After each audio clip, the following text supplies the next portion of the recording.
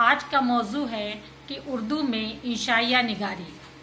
انشائیہ نگاری وہ تحریر ہے جس میں کسی اہم یا غیر اہم واقعے کو، کسی خیال کو، کسی جذبے کو یا محض کسی لمحاتی کیفیت کو پرلطف انداز میں پیش کیا جاتا ہے۔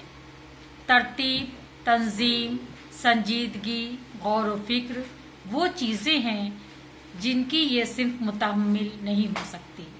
انشائیے کی بنیادی شرط یہ ہے کہ اس کی کوئی شرط یا کوئی اصول نہیں ہوتا، بلکہ جو کچھ ہوتا ہے وہ اس طرح ہوتا ہے کہ انسان اس کو پڑھ کر کے خوش ہو جائے۔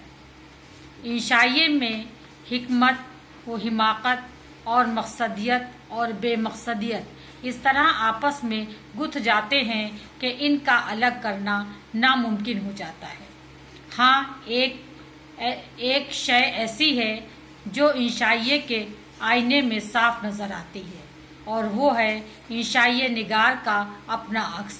یہ ایک ایسی شخصی تحریر ہے جس میں مصنف کی شخصیت ہر طرح سے جلوہ گر ہوتی ہے۔ سید محمد حسینی نے درست ہی کہا ہے، انشائیہ نگار کے لیے قوت انشائیے سے خاطر خواہ مصرف لینا ضروری ہے، یعنی انشائیے کی وہ امتیازی خصوصیت کو قائم رکھنا اس کی ہوشیاری ہے۔